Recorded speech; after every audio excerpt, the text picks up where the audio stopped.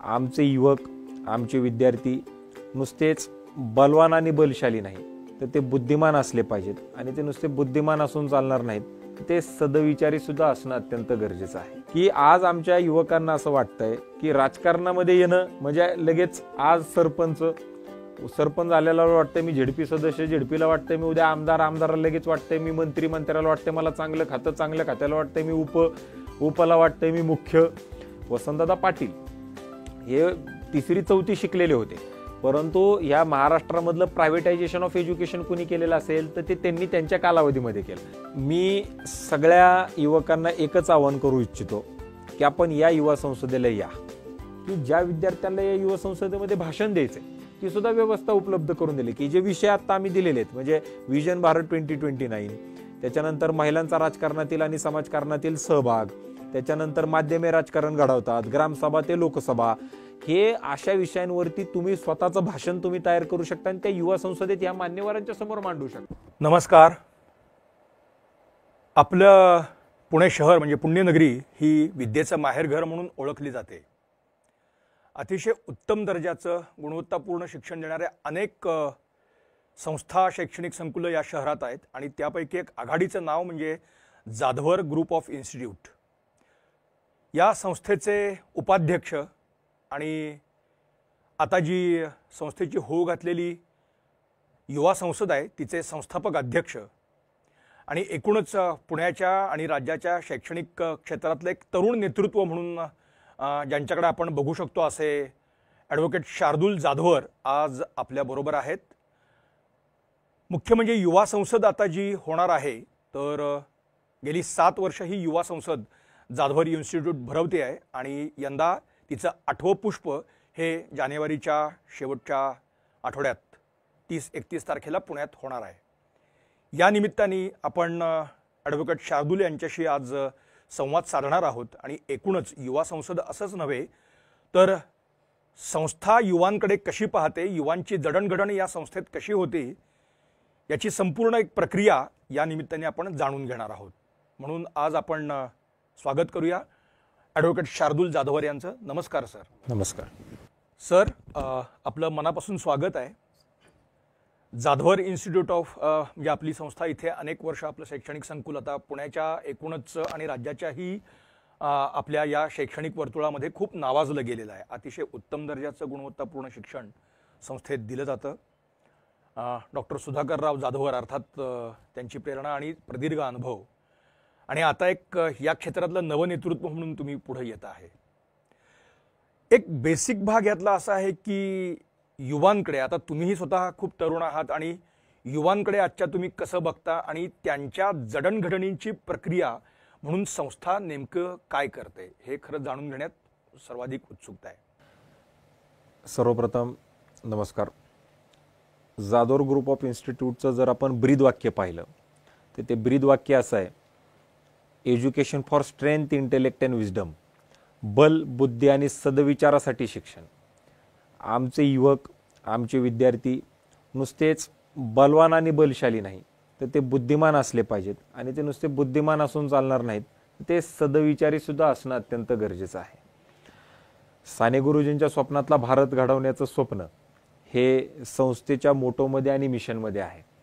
बलसागर भारत हो, विश्वात शोभूनी राहो, हे कणकण करी बांधिले जण सेवे जीवन दिले, राष्ट्रार्थ प्राण हे उरले.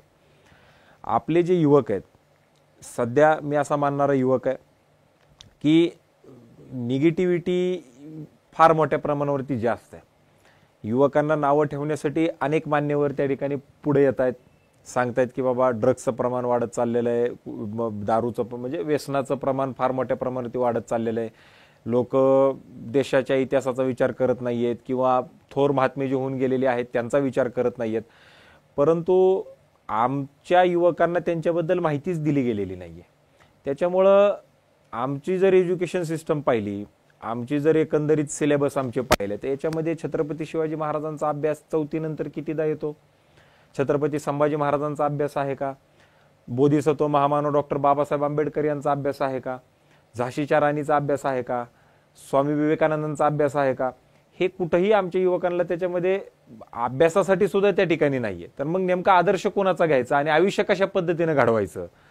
त्याच्यामुळे आम्ही एकंदरीत विद्यार्थ्यांचा सर्वांगीण विकास व्हायला पाहिजे. जी सिस्टीम लॉर्ड मॅकॉलेनं 1835 साली घालून दिली आणि त्याने असं सांगितलेलं होतं की ही शिक्षण पद्धती जर 30 वर्ष या देशामध्ये जर राबवली तर या देशावरती आपण कायमस्वरूपी राज्य करू शकतो, असं जे त्यांनी 1835 साली सांगितलं ते 2020 पर्यंत जी नवीन new education policy, national education policy ज्याला म्हटलं जातं, ती येईपर्यंत तशीच आहे आणि ती सुद्धा नॅशनल एज्युकेशन पॉलिसी 2030 पर्यंत अंमलामध्ये आणायची.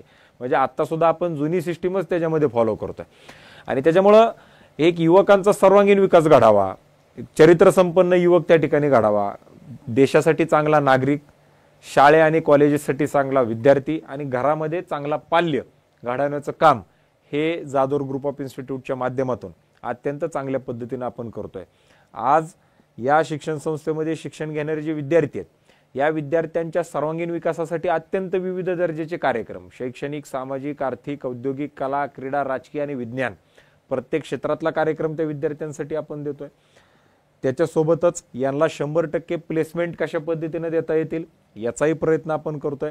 आणि विशेष म्हणजे या शिक्षण संस्थेमध्ये गोर, गरीब, शोषित, दलित, वंचित, आदिवासी समाजातून विद्यार्थी जे येतात, जे वाड्यावस्ती तांड्यांवरचे जे विद्यार्थी आहेत, यांना सुद्धा अत्यंत चांगल्या दर्जाच्या फॅसिलिटीज देण्याचा प्रयत्न आम्ही करतोय की जेणेकरून उद्याच्याला ह्या मुलांना देशामध्ये कोणत्याही कॉलेजमध्ये जायचं असेल, बाहेरच्या देशामध्ये जायचं असेल तर त्यांना कुठंही असं वाटायला नको की मी कुठं होतो आणि कुठं आलोय. त्याच्यामुळे ज्या फॅसिलिटीज आम्ही या विद्यार्थ्यांना दिलेल्या आहेत त्या सुद्धा अत्यंत उच्च दर्जाच्या चांगल्या प्रतीच्या आम्ही देण्याचा प्रयत्न हा अत्यंत मोठ्या प्रमाणावरती केलाय. आत्ता तुम्ही बोलताना एक गोष्ट सांगितली, अर्थात शैक्षणिक संकुलामध्ये वेगवेगळे उपक्रम आपले सतत सुरू असतात, यात वाद नाही. मग एवढे सगळे उपक्रम प्रत्येक क्षेत्रातले आणि त्यात तुमच्या संस्थेचे सगळे घटक हे मनापासून सहभागी असतात, तरीसुद्धा युवा संसद असा एक वेगळा विषय तुम्ही या सगळ्या म्हणजे 7 वर्षांपूर्वी पुढे आणला. तर ती नेमकी संकल्पना काय होती? म्हणजे मग आपण पुढे युवा संसदेकडे आणखीच येऊ, पण ही कल्पना का सुचली किंवा याच्यामागची प्रेरणा काय होती आणि यातून तुम्हाला काय साध्य करायचं आहे? याच्यामध्ये 2 प्रेरणा आहेत. सगळ्यात प्रथम प्रेरणा जी या ठिकाणी मला सांगावीशी वाटते आणि जी क्रमप्राप्त आहे ती म्हणजे की MIT शिक्षण संस्थेचे एक्झिक्युटिव्ह प्रेसिडेंट सन्माननीय राहुल कराड सर यांच्या प्रेरणेमधून ही युवा संसद त्याच्यामध्ये अस्तित्वात आलेली आहे. भारतीय छात्र संसद MIT शिक्षण संस्थेचा कार्यक्रम याची सुरुवात 2011 साली MIT पुणेमध्ये त्या ठिकाणी चालू झाली आणि तो कार्यक्रम घेत असताना त्या कार्यक्रमाची जी काही भाषा आहे, कारण भारतीय छात्र संसद म्हटलं की तामिळनाडूचाही माणूस येतोय, तिकडनं आसामचाही येतोय, इकडनं गुजरातचा येतोय, वरून काश्मीरचाही येतोय. त्याच्यामुळे तो कार्यक्रम त्यांना हिंदीमध्ये करणं देखील पूर्णतः शक्य नाहीये. तामिळनाडूच्या किंवा साऊथ इंडियामध्ये जास्त हिंदीचं नाहीये, आपल्यालाही त्याच्यामध्ये माहिती आहे. त्याच्यामुळे तो कार्यक्रम 80% इंग्लिशमध्ये व्हायचा आणि 20% हिंदीमध्ये व्हायचा. आणि राहुल सरांचं मला नेहमी सांगणं असायचं की अशा पद्धतीचा कार्यक्रम तुम्ही देखील त्याच्यामध्ये चालू करा.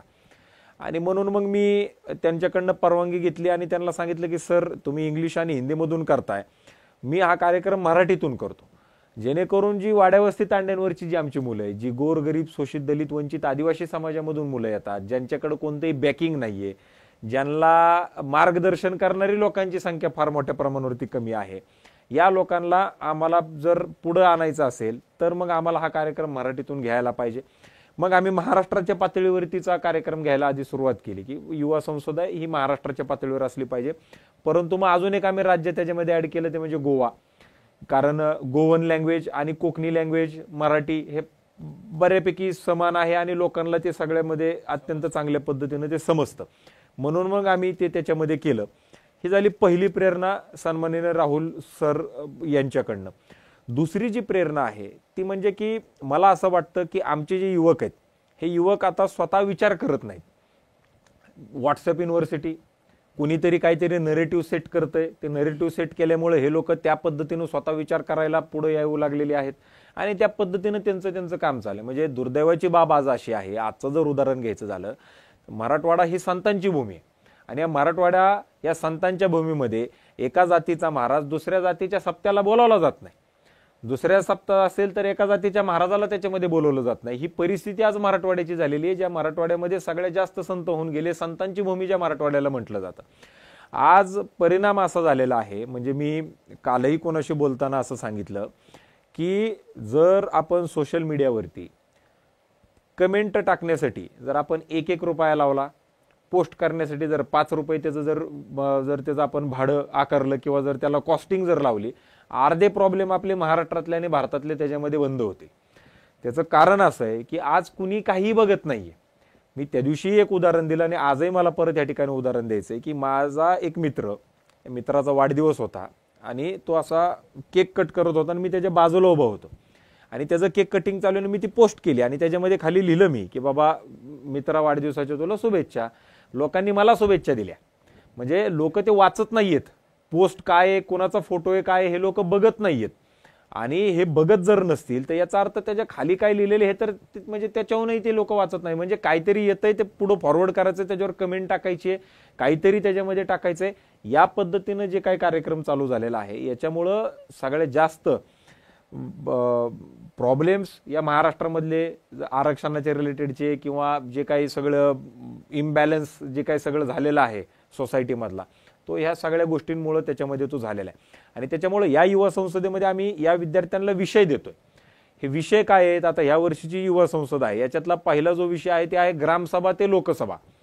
ग्रामसभा ते लोकसभा म्हणजे काय की आज आमच्या युवकांना असं वाटतंय की राजकारणामध्ये येणं म्हणजे लगेच आज सरपंच आलेला वाटतंय मी झेडपी सदस्य, झेडपीला वाटतंय मी उद्या आमदाराला लगेच वाटतंय मी मंत्र्याला वाटतंय मला चांगलं खातं, चांगल्या खात्याला वाटतंय मी उपला वाटतंय मी मुख्य. या पद्धतीने त्यांची सगळी जी काय वाटचाल चालू आहे. मग मुख्यमंत्र्याला वाटतंय मी उद्या खासदार व्हायला पाहिजे, खासदाराला वाटतंय मला उद्या चांगलं केंद्रात खातं पाहिजे, खात्यावाल्याला मी उपपंतप्रधान, मी पंतप्रधान. लोकांना राजकारण म्हणजे असं वाटू लागलेलं की फक्त पद, पुढं मागं पोलिसांच्या गाड्या आणि मग मी राजकारणात फार मोठा झालो. ही जी काय भावना लोकांच्या मनामध्ये झालेली आहे. त्याच्यामुळे आमचं असं म्हणणं की जे पहिलं सेशनच आता आम्ही घेतलं ते ग्रामसभा ते लोकसभा. जो ग्रामपंचायतीचा जो वॉर्ड आहे याच्यामध्ये जे काम चालतं हे काम करणारा सुद्धा राजकारणी आहे आणि लोकसभेत काम करणारा देखील राजकारणी आहे. परंतु आता राजकारणापेक्षा आधी समाजकारण काय आहे हे या विद्यार्थ्यांना समजून सांगणं गरजेचं आहे. दुसरा जो विषय याच्यामध्ये आम्ही घेतलेला आहे तो म्हणजे काय की समाजकारण आणि राजकारणातील महिलांचा सहभाग. आज महिला राजकारणात आहेत का? तर आहेत. टेक्निकली त्या सगळ्या पदावरती आहेत का? तर आहेत. परंतु या महिलांना स्वतः निर्णय घ्यायचा अधिकार आहे का? हे आपण आपापल्या मनाला विचारा प्रत्येकाने. आज आरक्षण आहे, 33% आरक्षण सरकारने दिलेले 2026 पासून ते लोकसभेमध्ये देखील त्याच्यामध्ये लागू होत आहे. आमदारकीला आणि खासदारकीला सगळीकडे आता महिला 33% त्याच्यामध्ये येणार आहेत. परंतु नवऱ्याला उभा राहता येत नाही म्हणून बायका उभा राहिलेल्या आहेत. प्रत्येक बॅनरवरती आता नवऱ्याचा आणि बायकोचा फोटो आहे. ज्याला कोणाला आरक्षण पडेल तो पुढे उभा राहणार. परंतु कार्यक्रम चॉईस करण्याची पॉवर त्यांच्याकडे आहे का? धोरण ठरवण्याची ताकद त्यांच्याकडे आहे का? ते स्वतः काही निर्णय घेऊ शकतात का? तर हे कुणावरती तरी ते अवलंबून आहेत. त्याच्यामुळे असे जे काही विषय आहेत, मग व्हिजन भारत 2029, माध्यमे राजकारण घडवतात, सशक्त युवा, सशक्त राजकारण, सशक्त भारत, असे 6-7 विषय आम्ही दिलेले आहेत जेणेकरून या विषयांवरती एक विचारमंथन व्हावं आणि आम्ही जाणीवपूर्वक लेफ्ट विंग, राईट विंग आणि सेंट्रल विचार मांडणारे, त्या दोन्हीचा एक न्यूट्रल विचार मांडणारी लोक आम्ही त्याच्यामध्ये बोलवतोय. जेणेकरून उद्याच्याला या विद्यार्थ्यांना ठरवता आलं पाहिजे की काय बरोबर आहे, काय चुकीचं आहे. कुणाचं ऐकल्यानंतर सुद्धा स्वतःचा विचार त्याच्यामध्ये मांडता आले पाहिजेत. म्हणजे मला या ठिकाणी प्रकर्षाने एक गोष्ट सांगावीशी वाटते. काही युट्यूब चॅनल, काही न्यूज चॅनल जर आपण पाहिले तर असं वाटतं की अरे एक्स पार्टी किती वाईट आहे. मग दुसरे न्यूज चॅनल पाहिले, दुसरे युट्यूब चॅनल पाहिले की असं वाटतं की अरे वाय पार्टी किती वाईट आहे. म्हणजे इतका मोठ्या प्रमाणावरती नरेटिव्ह सेट केला जातो की आम्ही असे कार्यक्रम घेतोय, आमचेच विचार आम्हाला ठरवताना अडचण येते. आणि मग जे सामान्य विद्यार्थी आहेत, सामान्य जी लोक आहेत यांना तर काय 100% ते तर नक्कीच गोंधळलेले असणार आहेत. आणि त्याच्यामुळं ही युवा संसद कशासाठी? विद्यार्थ्यांना आधी स्वतःला विचार करण्यासाठी भाग पाडायचंय. त्यांना कळालं पाहिजे काय खरं आहे, काय खोटं आहे आणि काय देशासाठी उच्च दर्जाचं आहे, उत्तम आहे, स्वतःसाठी काय गरजेचं आहे. आणि त्याच्यातून मग ह्या लोकांना पुढे जायला त्याच्यामध्ये चांगल्या पद्धतीनं एक विचाराची स्वतःची एक काहीतरी योग्यता आणि अधिष्ठान असावं. म्हणजे यावेळचा थोडा म्हणजे वाटला तर ज्वलंत विषय असा खरं तर आपण म्हणू शकतो. परंतु प्लेटोने असं म्हटलेलं आहे की तुमची भूमिका नसणं ही सुद्धा एक भूमिका असते. म्हणजे everybody is political that way, असं एक हे असतं. त्यामुळे आपण आपल्या आयुष्याचा तो एक अविभाज्य अंग आहे आणि ते नाकारण्याचं आपल्याला काहीच कारण नाही. पण मग तुम्ही आजचं राजकारण किंवा आजचे राजकारणी किंवा भविष्यात ते काय असायला हवं आहे, असं काही एक तुम्ही व्हिज्युअलाइज केलंय का? आम्ही याच्यामध्ये असं पाहतो आहोत की राष्ट्रप्रथम, ज्या याच्यामध्ये जातपात याला थोडाही थारा नसावा, जे भारतामध्ये होईल का नाही होईल येणाऱ्या 50, 60, 70 वर्षामध्ये, हे फार मोठं प्रश्नचिन्ह आहे सध्याच्या स्थितीला. त्याच्यानंतर शिकलेली लोक राजकारणामध्ये यावी. डॉक्टर, इंजिनियर, लॉयर ही सगळी शिकलेली मंडळी राजकारणात आली पाहिजेत. व्हाईट कॉलर लोक राजकारणात आली पाहिजेत. दिल्लीमधला एक प्रयोग आपल्याला माहिती असेल की एक IRS माणूस मुख्यमंत्री होतोय, CA लोक त्यांच्या मंत्रिमंडळामध्ये सामील होत आहेत. आता ते काय करतात त्याच्याशी आपल्याला घेणं देणं नाही, परंतु शिकलेली लोक राजकारणात तर आलेली आहेत. एक CA माणूस खासदार आहे, एक CA माणूस मंत्री आहे, एक IRS माणूस नोकरी सोडून मुख्यमंत्री होतोय. आमचं व्हिज्युअलायझेशन असं आहे की इकडे जर रोज जातींवरने भांडणं होणार असतील, इकडे जर दंगली होणार असतील, इंटरनेट बंद करावं लागत असेल, छोट्या छोट्या गोष्टींवरनं आपण जर रस्ते बंद करत असू, तर कोणता बिझनेसमन इकडे येणार आहे? कोणते इथं मोठे मोठे इंडस्ट्रीज स्थापित होणार आहेत? काही याच्यामधलं होणार नाही. त्याच्यामुळं आपल्याला, आणि जे नवीन युवक आहेत, जे आत्ता कॉलेजला आहेत, 18, 19, 20, 21, 22 वर्षाची जी मुलं आहेत, यांना तीळमात्रही जातीपातीबद्दल घेणं देणं नाही. यांना ह्या गोष्टी आता आवडत नाहीत. हे आत्ताच्या राजकारणामध्ये असलेल्या लोकांनी समजून घेणं अत्यंत मोठ्या प्रमाणावरती गरजेचं आहे. त्याच्यामुळे आमचं व्हिज्युअलायझेशन असं आहे की पूर्णतः जातीपाती विरहित हा देश त्याच्यामध्ये असावा.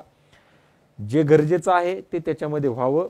नक्कीच जे काही तळागाळातली लोक आहेत, ज्यांना पुढं आणण्यासाठी म्हणून, ज्याच्यासाठी म्हणून आरक्षण दिलेलं होतं, ते त्याच्यामध्ये ते त्या ठिकाणी ते चालू राहावं. त्याच्याबद्दल कोणतंही दुमत असण्याचं कोणतंही कारण त्याच्यामध्ये नाही, परंतु ते विरहित असावं, पहिला मुद्दा.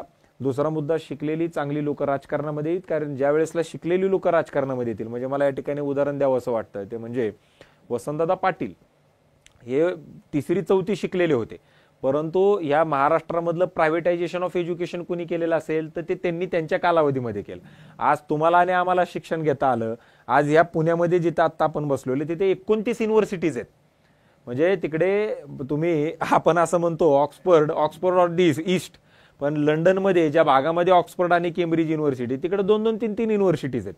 अख्ख्या लंडनचा विचार केला तर तिथं 2, 4, 5 युनिव्हर्सिटीच्या पुढे जाणार नाही. एकट्या पुण्यामध्ये 29 विद्यापीठ आहेत आज. हे कोणामुळे शक्य झालेलं आहे? चांगल्या दर्जाचं शिक्षण कोणामुळे शक्य झालेलं आहे? आज जे तुम्हाला पाहिजे त्या दर्जाचं तुम्ही शिक्षण देऊ शकता, लगेचच तुम्हाला नोकऱ्या अवेलेबल झालेल्या आहेत. हे एक विजन होतं एका मुख्यमंत्र्याचं, वसंतदादा पाटील यांचं. परंतु मला याच्यामध्ये अजून एक ऍड असं करायचं आहे की जर हेच अशा दर्जाचे कार्यक्रम झाले असते, त्यावेळेसला दादांचं शिक्षण जर आहे ह्याच्यापेक्षा जर अजून जास्त झालं असतं, आज ते अजून काहीतरी मोठे निर्णय त्यांना घेता आले असते. त्यांनी जर ते निर्णय अजून त्यांच्या कालावधीमध्ये घेतले असते, आजची परिस्थिती अजून काहीतरी मोठी आणि वेगळी झाली असती. त्याच्यामुळं एक ट्रेनिंग या विद्यार्थ्यांना चांगल्या दर्जाचं जर या युवा संसदेसारख्या कार्यक्रमांमधून जर झालं, तर नक्कीच आपल्याला फार मोठ्या प्रमाणावरती बदल त्याच्यामध्ये ते दिसतील. आणि त्याच्यामुळे शिकलेली लोक राजकारणात यावी. शिकलेली लोक राजकारणात आली तर ऑटोमॅटिक आपलं जे लोकतंत्र आहे बळकट करण्यासाठी ही सगळी लोक त्याच्यामध्ये पुढाकार घेतील. आणि पुढाकार घेतल्यानंतर चांगले नवनवीन विचार जे गरजेचे आहेत, सध्याचे आहेत, ते जर त्याच्यामध्ये आले, 100% देश जे गरजू झाल्याशिवाय राहणार नाही. आत्ता बोलताना तुम्ही एक परत या वर्षीच्या याच्यामध्ये सशक्त भारत असा एक तुम्ही उल्लेख आहे. म्हणजे तुमचा या वेळचा जो काही हे असेल युवा संसदेचा कार्यक्रम, त्यात सशक्त भारत हाही एक भाग आहे. तर या सशक्त भारताचं चित्र तुम्ही कसं पाहता किंवा त्यातनं काय पुढे यायला हवंय असं तुम्हाला? सशक्त भारताच्या म्हणजे सशक्त युवा, सशक्त राजकारण आणि सशक्त भारत ही जी काय आमची युवा संसदेची थीम आहे, याच्यामध्ये एक सिंपल विचार आमचा असा आहे की युवा जर सशक्त झाला, तो राजकारणात आला तर राजकारण सशक्त होईल. राजकारण सशक्त झालं तर देश सशक्त होईल. आता देश सशक्त म्हणजे काय, तर तो सर्वांगी सशक्त होणं गरजेचं आहे. आज या युवा संसदेमध्ये प्रत्येक क्षेत्रातला माणूस येऊन त्यांचे विचार त्याच्यामध्ये मांडणार आहे. तर इथं उद्या युवा संसदेत येणारा प्रत्येक माणूसच काय ऍक्टिव्ह पॉलिटिक्समध्ये येणार नाहीये. काही लोक समाजकारणामध्ये जातील, काही लोक राजकारणात जातील, काही आर्थिक जे काय म्हणजे इकॉनॉमिकल सेक्टरमध्ये काम करतील, काही ॲग्रिकल्चर सेक्टरमध्ये काम करतील, काही हॉस्पिटॅलिटीमध्ये काम करतील. ही जेवढे काही विविध सेक्टर आहेत, कला असेल, सांस्कृतिक असेल, विज्ञान असेल, उद्योग क्षेत्र असेल, या प्रत्येक क्षेत्रामध्ये ज्या वेळेसला इथली तळागाळातली लोक त्याच्यामध्ये येतील, घराणेशाही अत्यंत मोठ्या प्रमाणावरती मोडकळीस येईल, नेपोटिझम मोडकळीस येईल. आणि सगळ्यात महत्त्वाचं म्हणजे काय की आम्ही सगळ्या युवकांना एकच गोष्ट सांगतोय की सशक्त भारत करण्यासाठी तुम्ही आधी सशक्त होणं गरजेचं आहे, तुमची इच्छाशक्ती त्या ठिकाणी असणं अत्यंत गरजेचं आहे. आज प्रत्येकाला असं वाटतं की माझ्याकडे बॅकिंगला कोणी नाहीये, माझे आई बाबा गरीब घरातून येतात, मी अमक्या जातीचा नाहीये, तर मग आता मी पुढे येऊन कसं काय ह्या सगळ्या गोष्टी करणार, मी करू शकतो का नाही करू शकत.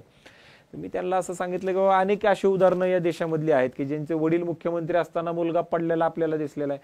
या देशामधले अनेक पंतप्रधान असे होऊन गेलेले जे स्वतः इलेक्शनमध्ये पडलेले आहेत. त्यामुळे दर 5 वर्षांनी यांची परीक्षा होत असते. आपण जर चांगल्या पद्धतीनं लोकांसोबत कनेक्ट ठेवला, आपण जर चांगल्या पद्धतीचं जर काम त्याच्यामध्ये केलं तर नक्कीच उद्या तुम्ही सुद्धा त्या पदावरती जाऊ शकता. लोकांना कामं करणाऱ्या लोकांची त्याच्यामध्ये गरज आहे आणि त्याच्यामुळं प्रत्येक क्षेत्रामध्ये हे युवक त्याच्यामध्ये पाहिजेत. ते युवक त्या क्षेत्रामध्ये आल्यानंतर एक युवकांमध्ये एक वेगळी ऊर्जा असते. देशाला पुढे घेऊन जाण्यासाठी एक म्हणजे ज्याला आपण म्हणतो आग असली पाहिजे, ती आग युवकांमध्ये आहे, नवीन विचार त्यांच्याकडे आहेत आणि ते घेऊन आल्यानंतर ऑटोमॅटिक सगळ्या क्षेत्रामध्ये जर असे फोर्सफुली काम करणारे जर लोक आपल्याला मिळाले तर नक्कीच सशक्त भारत व्हायला वेळ लागणार नाही. थोडं बॅक म्हणजे जेव्हा तुम्ही पहिली युवा संसद घेतली आणि त्यानंतर 7 वर्ष ही युवा संसद होती, आता 8वं पुष्प गुंफलं जाणार आहे, म्हणजे काही एक अनुभव त्याच्यातला आहे. पण गेल्या 7 वर्षांच्या युवा संसदेचं तुम्ही इव्हॅल्युएशन इन द सेन्स कसं करता, how it was received by the people and all that, ते तुम्ही कसं बघता. आणि यावेळचा विषय थोडा वेगळा आहे, तर तो कसा घेतला जावा अशा अर्थाने. सगळ्यात प्रथम म्हणजे युवा संसद म्हणलं की मला सगळे लोक विचारतात की हे कोणत्या पॉलिटिकल प्लॅटफॉर्म आहे, ही युवा संसद कोणत्या पॉलिटिकल पार्टीला ॲफिलिएटेड किंवा हा कोणत्या पॉलिटिकल पार्टीचा प्लॅटफॉर्म आहे. मला या ठिकाणी परत एकदा स्पष्ट करायचं आहे का हा कोणत्याही पॉलिटिकल प्लॅटफॉर्म, कोणत्याही पॉलिटिकल पार्टीचा हा प्लॅटफॉर्म नाही आहे, ना हा कोणत्या लोकसभेचा आहे, ना कोणत्या विधानसभेचा आहे, ना कोणत्या विधान परिषदेचा आहे, ना राज्यसभेचा आहे, ना कोणाला हा पॉलिटिकल प्लॅटफॉर्म त्या ठिकाणी सपोर्ट करतो. हा पॉलिटिकल प्लॅटफॉर्म नसून हा विद्यार्थ्यांना स्ट्रेंथनिंग करणारा प्लॅटफॉर्म आहे. ही युवा संसद घेत असताना मागच्या 7 वर्षांमध्ये मला एक चांगला अनुभव आलेला आहे. तो म्हणजे की युवकांना ट्रेनिंग दिल्यानंतर, म्हणजे आता ट्रेनिंग फार गरजेची. वेस्टर्न कंट्रीजचा ज्या वेळेसला आपण विचार करतो, आपण त्यांचं फक्त मॉडर्न आयुष्य घेण्याचा प्रयत्न करतोय, कपडे, खाणं, राहणं हे त्यांच्याकडनं घेतोय, परंतु एक गोष्ट त्यांच्याकडे ते म्हणजे ट्रेनिंग. ती ट्रेनिंग आपल्याला घ्यायची नाही. आता अमेरिका असेल, इंग्लंड असेल, ऑस्ट्रेलिया असेल, हे आता ट्रेनिंगच्या फार पुढे गेलेली लोक आहेत, परंतु आता आपल्याकडे ट्रेनिंग घेणं फार मोठ्या प्रमाणावरती गरजेचं आहे. या युवकांना ज्या वेळेसला आम्ही या गोष्टी सांगतोय तर त्यांना ते समजतायत, ते त्यांना पटतायत, ते फेक नेरेटिव्हकडे जास्त लक्ष देत नाहीयेत, ते स्वतःचे विचार त्याच्यामध्ये करतायत. ही गोष्ट अशी असेल तर ही गोष्ट अशी का आहे याच्यावरती ते विचार करतायत, हे आम्हाला त्याच्यात समजतंय. आता या युवा संसदेनं 2 इलेक्शन पाहिलेत. 2016ला ही युवा संसद चालू झाली, म्हणजे त्यांनी 2019चं एक इलेक्शन पाहिलंय, 2024चं एक इलेक्शन पाहिलेलं आहे. आता जे विद्यार्थी या युवा संसदेच्या सभागृहामध्ये बसतायत हे वय वर्ष 16, 17, 18, 19, 20, 21, 22, 23, 24 इथपर्यंतची आहेत. युवा संसदेची जर महती आपल्याला लक्षामध्ये घ्यायची असेल तर नंदुरबार सारख्या ठिकाणी एक MBA झालेली मुलगी, ज्या मुलीनं या युवा संसदेला अटेंड केल्यानंतर तिला असं वाटलं की मी देखील याच्यामध्ये काही ना काही करू शकते. आदिवासी समाजाची मुलगी MBA झालेली नंदुरबार सारख्या ठिकाणी जाते आणि तिकडे झेडपीचं इलेक्शन लढते आणि ती निवडून येते आणि कामही करते. आता आपल्याकडे इलेक्शन झालेले नाहीये तेवढे दिवस, त्यामुळे दुसरी टर्म तिचं येण्याचं कोणतं कारण नाही का. आता ती ज्या वेळेसला येईल त्यावेळेसला तिला त्याच्या कामाची पोचपावती मिळेल, तिने चांगलं काम केलेलं असेल तर. परंतु या युवा संसदेमध्ये किती मुलं ऍक्टिव्ह पॉलिटिक्समध्ये येत आहेत हे जर आपल्याला पाहायचं असेल तर येणारे 5-10 वर्षामध्ये ज्या वेळेसला हे मुलं इलिजिबल होतील, वय वर्ष यांचं 25च्या पुढे जाईल, ऑटोमॅटिकली इलिजिबल झाल्यानंतर ही युवा संसदेनं काय करून ठेवलेलं आहे, किती चांगले युवक राजकारणामध्ये आणण्यासाठीचा म्हणजे आपण प्रेरणा दिलेली आहे, हे देखील आपल्याला त्याच्यामध्ये त्या ठिकाणी समजेल. आणि जी तुम्ही मला विचारलं की बाबा या युवा संसदेमध्ये तुम्हाला काय बदल, म्हणजे ह्या वर्षीची युवा संसद वेगळी काय, तर ही युवा संसद वेगळी याच्याकरिता आहे की आम्ही आता असं ठरवलेलं आहे की दरवर्षी ज्यांच्या अवतीभोवती सध्याचं राजकारण आणि समाजकारण फिरतं यांच्यासाठी आम्ही संसद कट्टा हा एक कार्यक्रम आम्ही त्याच्यामध्ये चालू केलेला आहे. ते म्हणजे काय की आता यावर्षी आरक्षणाचा मुद्दा फार गाजतोय 2024-25. आम्ही जे सगळ्यात जास्त आरक्षणावरती बोलतायत, बाईट देत आहेत किंवा असे काही जी बोलणारी लोक आहेत यांना यावर्षी आम्ही संसद कट्ट्यामध्ये बोलवलेलं आहे. त्यांना इंटरव्ह्यूचं स्वरूप त्या संसद कट्ट्याला आपण देतोय आणि जवळपास अर्धा तास आम्ही विद्यार्थ्यांना डायरेक्ट प्रश्न विचारण्यासाठी आम्ही त्यांना देतोय. आता काय होतं संसद कट्ट्यामध्ये किंवा इतर कोणत्याही इंटरव्ह्यूजमध्ये की बाबा एखाद्या वेळेस पत्रकार आहेत, पत्रकारांना माहिती असतं की बाबा एका लेवलच्या खाली जाऊन आपण प्रश्न विचारायचे नाहीयेत, ते तेवढ्याला तेवढं त्यांचं चालतं, पाहिजे ते त्यांना भेटलं की तो विषय तिथं संपतो, ते व्हायरल होतं आणि ते चालतं. विद्यार्थ्यांना काय वाटतं, आता अनेक विद्यार्थी आहेत, म्हणजे मला एक विद्यार्थी भेटला MPSCचा इकडेच याच पत्रकार भवनामध्ये आणि प्रेस कॉन्फरन्स झाल्यानंतर मी बाहेर पडलो. 7वी युवा संसदेची ही गोष्ट आहे आणि तो म्हणला सर मी येऊ शकतो काय कार्यक्रमाला. हो म्हणलं तुम्ही येऊ शकता कार्यक्रमाला, काय अडचण नाही. त्यांनी मला सांगितलं की म्हणला एक विचारू का प्रश्न. म्हणलं बोला. त्यांनी सांगितलं की मी MPSC करतोय, उद्या समजा मी प्रिलिम्स पास झालो, मी मेन्स पास झालो आणि मी इंटरव्ह्यूला गेलो आणि इंटरव्ह्यूला जर मला तिथं जाऊन विचारलं की या महाराष्ट्राचा जलसंधारण पाणी पुरवठा मंत्री कोण आहे मला सांगा, आणि जर मी तिथं XYZ नाव सांगितलं आणि त्यावेळेसला जर तिथं तो मंत्री ABC असेल आणि जर उद्या मी नापास झालो त्याला जबाबदार कोण. म्हणजे त्यांना असं म्हणायचं होतं की ज्या वेळेसला मी अभ्यास करतोय त्यावेळेसला XYZ माणूस मंत्री आहे, परंतु जर इंटरव्ह्यूला जाताना जर सकाळी ABC माणूस जर झालेला असेल, कारण तिथं बसलेली लोक तर आत्ता काय चालू आहे ते बघणार आहेत, काल संध्याकाळी काय होतं ते बघायला कोणी तयार नाहीये. कारण एक माणूस जर रोज पार्टी बदलत असेल, कोणती आता अर्ध्या पार्टी सत्तेत आहेत, सेम नावाच्या अर्ध्या पार्टी विरोधात आहेत. शिवसेना सत्तेमध्ये पण आहे विरोधात पण आहे, राष्ट्रवादी सत्तेत पण आहे विरोधात पण आहे. इझी आहे, म्हणजे मी सत्तेत सकाळी जाऊ शकतोय, संध्याकाळी बाहेर येऊ शकतोय, संध्याकाळचा माणूस सकाळी सत्तेत जाऊ शकतो. ह्या सगळ्या गोष्टी अत्यंत इझी आहे. मग तो म्हणला जर मी उद्या नापास झालो तर ह्याला जबाबदार कोण आहे.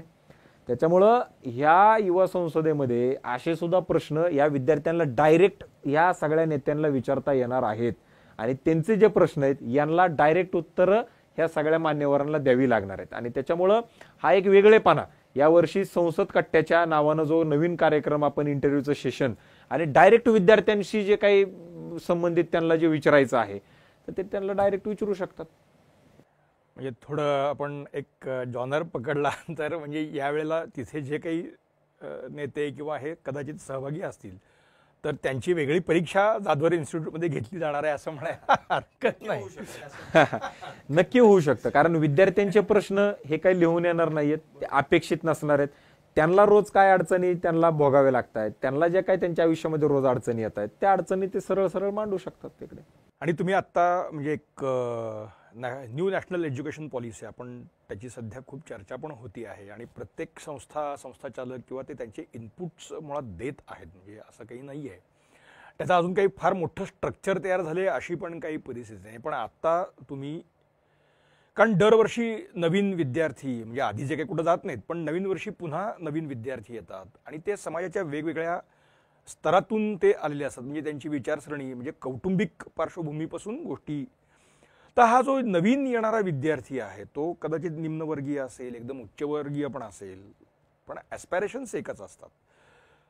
आता हा सगळा म्हणजे आता नवीन AI टेक्नॉलॉजी म्हणजे कृत्रिम बुद्धिमत्ता आणि त्याचं काय होणार हे जगभर आता त्याच्यावरही चर्चा सुरू आहे. एकीकडे आपल्या अशा काही वेगळ्या वेगळ्या, त्याचा काय राजकारण म्हणून संबंध आहे अशातला भाग नाही, आणि हा नवीन येणारा विद्यार्थी. सो हा एक ब्लेंड तुम्ही सगळा कसा बघताय आणि ह्या नवीन एज्युकेशन पॉलिसीमध्ये ते कसं ब्लेंड करता येऊ शकेल असं तुम्ही काही त्याचं एक, कारण हे पुन्हा युवा संसदेकडेच येणार आहे म्हणून मी हा नॅशनल एज्युकेशन पॉलिसी ही खरं तर क्रांतिकारक बदल आहे. आज तुम्हाला तुमच्या भाषेमध्ये शिक्षण घेता येणार आहे. तुम्ही माझ्यासोबत मराठवाड्यामध्ये चला, विदर्भात चला, गावाकडे चला, जे नॉलेज तुम्हाला तिथं पारावरती बसलेला मुलगा जे सांगू शकतो ना तो इथं बसलेला एखाद्या चांगल्या इन्स्टिट्यूटमधलाही मुलगा सांगू शकणार नाही. फक्त प्रॉब्लेम कुठं येतोय, भाषा. आमची मुलं जी वकील झालेली आहेत यांना मी स्वतः वकील आहे म्हणून तुम्हाला सांगतो, त्यांना जर एखादी केस सांगितली, त्याचे फॅक्ट सांगितले, त्यांना जर हे कसं लढवायचं सांगितलं आणि तो जर फक्त मराठीमध्ये त्याला लढायला चान्स मिळाला ना हायकोर्टामध्ये, हे जेवढी काही तुम्ही नावं घेता ना 5-5 लाख रुपये तासाला पर हिअरिंगला, काय ही मुलं त्यांना उभं खाली बसवतील एवढं त्यांच्याकडे नॉलेज आणि त्या पद्धतीची त्यांच्याकडे प्रभुत्व आहे. फक्त इंग्लिश भाषा त्यांच्याकडे प्रभुत्व नाहीये. तो एक त्याच्यातला त्यांच्यामधला तो डिफेक्ट आहे. परंतु त्यांच्या नॉलेजला तुम्ही कुणीही इथला माणूस बीट करू शकत नाही, एवढं त्यांच्याकडे नॉलेज आणि त्या पद्धतीनं त्यांचे विचाराची ती जी काही म्हणजे घौडदौड आहे ती तेवढ्या प्रमाणामध्ये त्याच्यात ती झालेली.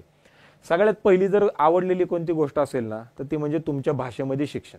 आमचं दुर्दैव काय आहे, आमची भाषा मराठी अभिजात भाषा झाली, हिंदी आमची राष्ट्रभाषा आहे, परंतु आम्हाला कोर्टामध्ये लढता येतं का?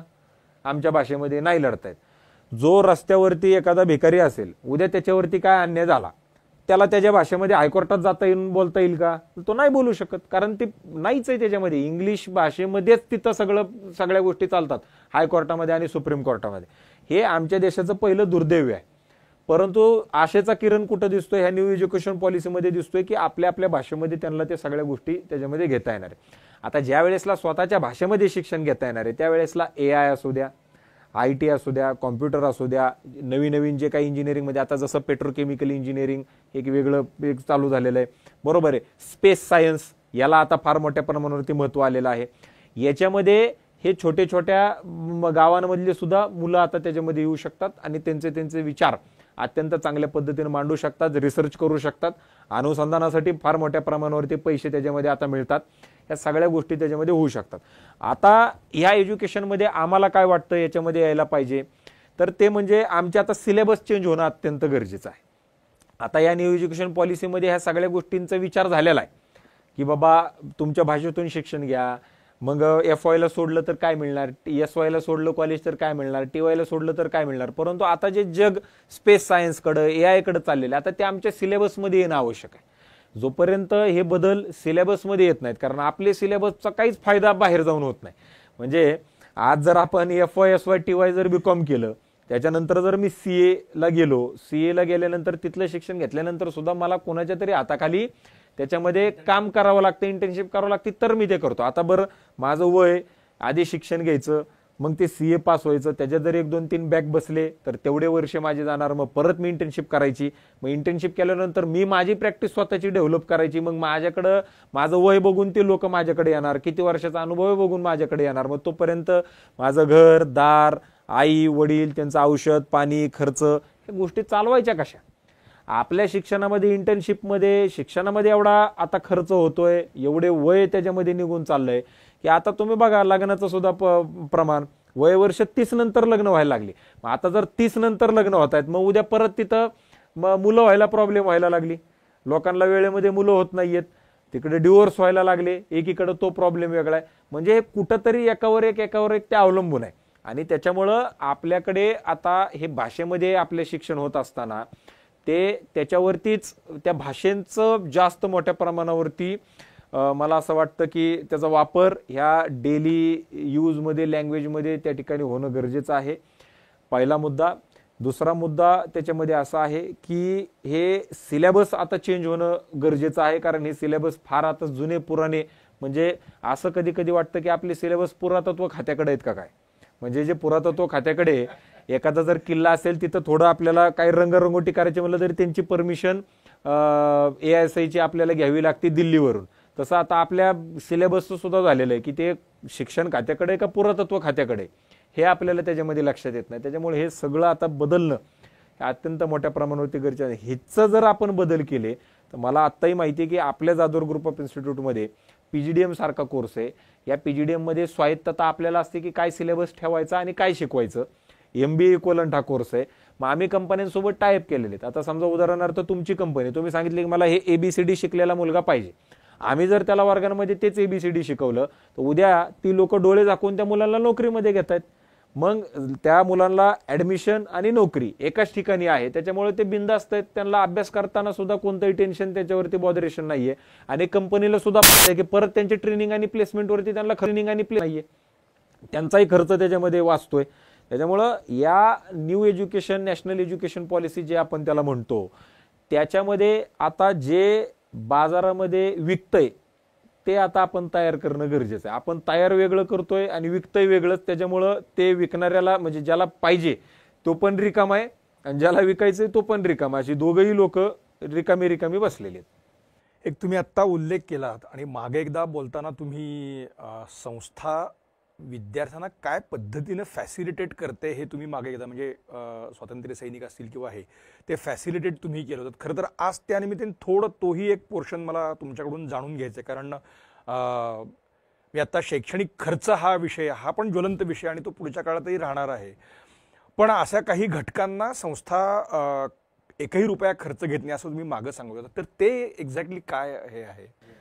कोरोनाच्या कालावधीमध्ये ज्या वेळेसला सगळे लोक आपण घरामध्ये होतो, वडिलाचं निधन झालं तर मुलगा त्यांच्या निधनाला त्या ठिकाणी अंत्यसंस्काराला जात नव्हता.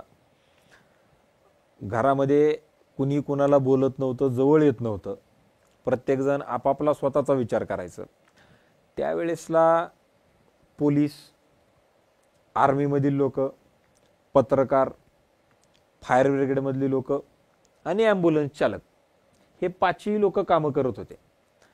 आणि मी असं कुठंतरी ऐकलेलं आहे की आपल्या हातून जर कोणाचे अंत्यसंस्कार झाले ते मागच्या जन्माचं काहीतरी आपण ते करणं असणं म्हणजे ते करावं लागतं कर्तव्य, ते त्यावेळेसला केलेलं नसतं म्हणून ते ह्या जन्मामध्ये आपण ते पार पाडतो असं काहीतरी मी ते ऐकलेलं होतं. पोलिसांनी, आर्मीमधील लोकांनी, पत्रकारांनी किती लोकांचे अंत्यसंस्कार केले हो? तुम्हाला बातम्या तुम्ही आता जर 2020-21च्या काढल्या तर तुमच्या त्याच्यामध्ये ते लक्षात येईल. कितीतरी लोकांचे निधन झाले, किती पोलिसांचं निधन झालं, किती पत्रकारांचं निधन झालं. ॲम्ब्युलन्स चालकांचं तर आता आकडा आपल्याकडे नाहीये, कारण त्यांचं काय असं युनियन वगैरे असं काही एवढ्या मोठ्या गोष्टी असल्या तरी ते काय अशा इतकं आकडेवारी काढून बाहेर निघणारे असं काही त्यांचं त्याच्यामध्ये नाहीये. ह्या पाचही लोकांचा मग माझ्या डोक्यामध्ये एक दिवशी विचार आला की यांच्यासाठी आपण काहीतरी करणं गरजेचं आहे. कारण ह्या लोक स्वतःच्या जीवाचा विचार न करता, आपल्या फॅमिलीचा विचार न करता, मुलाबाळांचा विचार न करता, त्याच्यानंतरनं आपल्या फ्युचरचा विचार न करता ही लोक आहुती देण्यासाठी ही पुढे आलेली आहेत. आणि कुणासाठी? जी लोक बाप मरायला लागला तर पोरग जात नाहीये, पोरग मरायला लागला तर बाप बघायला येत नाहीये, ह्या लोकांसाठी. मग ह्यांच्यासाठी मी काय करू शकतो का? तर काहीतरी विधायक काम करणं आवश्यक होतं. त्यावेळेसला अनेक लोक ते PPE किट वाटायचे, अनेक लोक अन्नधान्य द्यायचे, ते तेवढ्या दिवसापुरतं होतं. आता कोणी देतंय का? आता कोणी त्याच्यामध्ये देत नाही. मला काहीतरी विधायक काम करायचं होतं जे आयुष्यभर त्याच्यामध्ये ते चालू राहील कायमस्वरूपी.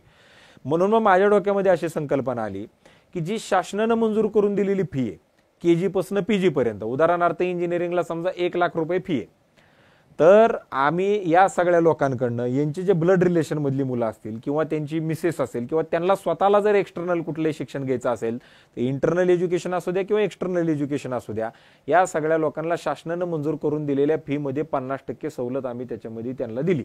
उदाहरणार्थ इंजिनिअरिंगला 1 लाख रुपये फी आहे, तर 50% डायरेक्टली कन्सेशन. त्यांनी त्याचं आयडेंटिटी कार्ड दाखवायचं की तुमचे वडील ह्या याच्यामध्ये आहेत, इमिडिएटली त्यांना ते कन्सेशन त्या ठिकाणी लागू. याचा परिणाम काय झाला की या लोकांना चांगल्या दर्जाचं शिक्षण, आज मला सांगताना आनंद वाटतो की जवळपास 28 पेक्षा जास्त पॅराफोर्सेस मधल्या पॅराफोर्सेस कमांडोच्या मुलं ही CBSE शाळेमध्ये शिक्षण घेत आहेत. जवळपास 14 ते 15 ॲम्ब्युलन्स चालकांची मुलं हे CBSE शाळेमध्ये शिक्षण घेत आहेत. जवळपास 100 पेक्षा अधिक पत्रकारांची मुलं हे CBSE शाळेमध्ये शिक्षण घेत आहेत. ज्या लोकांना ह्या गोष्टी, CBSE शाळांची फीज, CBSE शाळेचा सगळा तामझाम हा त्यांच्या पगाराला किंवा बाकीच्या गोष्टीला परवडला नसता, आज त्यांना ते मिळतंय. आज आमचंही काहीतरी काम, आम्ही काहीतरी कर्तव्य करणं लागतो, तेही आमचं होतंय.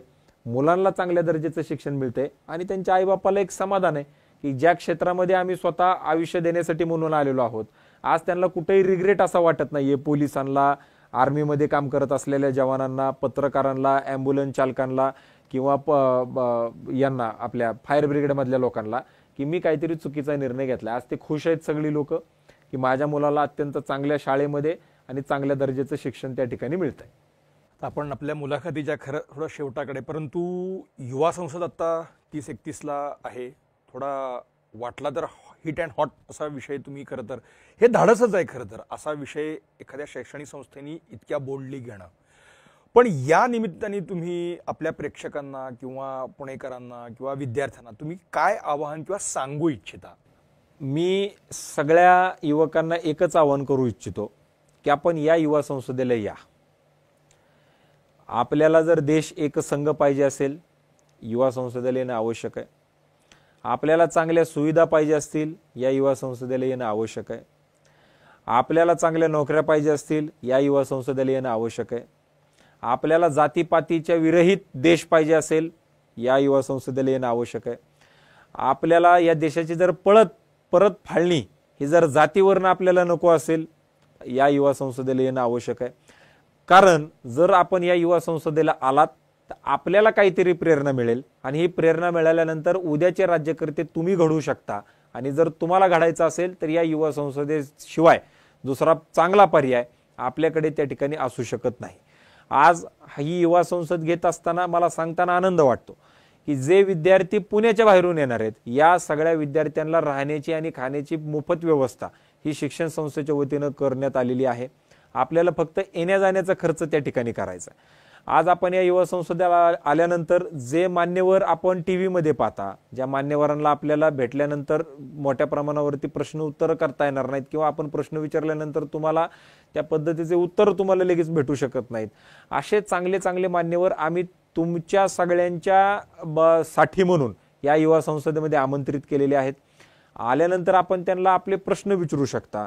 आपल्याला सुद्धा त्या ठिकाणी जवळपास प्रत्येक विद्यार्थ्याला मला सांगताना या ठिकाणी म्हणजे प्रकर्षाने सांगायचे की ज्या विद्यार्थ्यांना या युवा संसदेमध्ये भाषण द्यायचंय ती सुद्धा व्यवस्था उपलब्ध करून दिली की जे विषय आता आम्ही दिलेले आहेत, म्हणजे विजन भारत 2029, त्याच्यानंतर महिलांचा राजकारणातील आणि समाजकारणातील सहभाग, त्याच्यानंतर माध्यमे राजकारण घडवतात, ग्रामसभा ते लोकसभा, हे अशा विषयांवरती तुम्ही स्वतःचं भाषण तुम्ही तयार करू शकता आणि त्या युवा संसदेत या मान्यवरांच्या समोर मांडू शकता, जेणेकरून तुमचे जे विचार आहेत हे विचार सगळ्या लोकांना कळतील.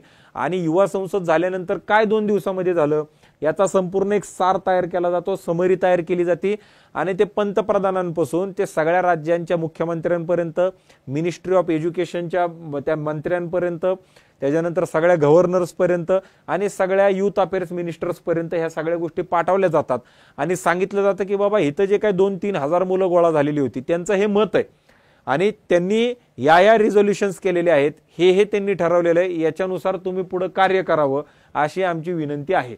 या पद्धतीने त्या सगळ्या गोष्टी बनवल्या जातात. त्याच्यामुळं या ठिकाणी जे तुम्ही बोललं जाणार आहे याचं एक रेकॉर्ड हे देशाच्या पंतप्रधानांपर्यंत जातं आणि संविधानिक पदांवरती काम करत असलेल्या सगळ्या लोकांपर्यंत जातं. आणि त्याच्यामुळं तुम्ही तुमचे विचार हे जर आपल्याला घडवायचे असतील, आपल्याला स्वतःला एक स्वतःचं काहीतरी अधिष्ठान निर्माण करायचं असेल तर युवा संसदेसारख्या प्लॅटफॉर्मच्या माध्यमातून तुम्ही स्वतःचं आयुष्य अत्यंत चांगल्या पद्धतीने त्याच्यामध्ये घडवू शकता.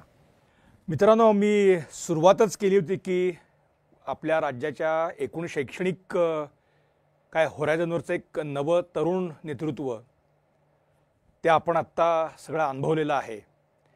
राजकारणाच्या पलीकडे राहून राजकारणाचा किती छान विचार हे सगळे मंडळी करतायत तेही या निमित्ताने आपल्याला दिसलेलं आहे. जसं शार्दूलजी म्हणाले तसं आमच्या शुभेच्छा त्यांना या कार्यक्रमासाठी आहेतच. आणि जो विचार घेऊन हा युवा संसद ते आत्ता करतायत तर तो विचार समाजामध्ये मोठ्या प्रमाणावरती रुजावा. धन्यवाद.